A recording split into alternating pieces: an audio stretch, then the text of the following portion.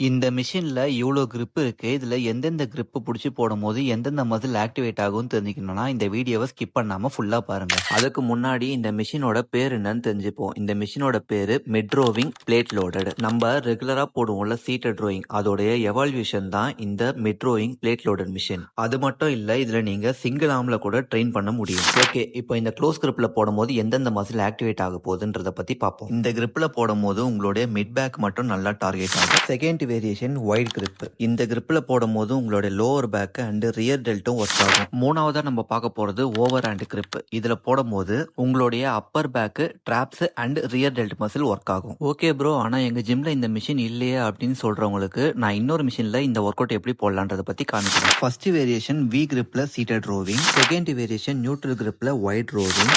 Third variation overhand grip chest level rowing. Okay friends, இந்த video உங்களுக்கு யூஸ்ஃபுல்லாக இருந்ததுன்னா இந்த வீடியோக்கு ஒரு லைக் போட்டுட்டு உங்கள் ஃப்ரெண்ட்ஸுக்கெல்லாம் ஷேர் பண்ணிவிட்டு அப்படியே இந்த பேஜை ஃபாலோ பண்ணி வச்சுக்கோங்க.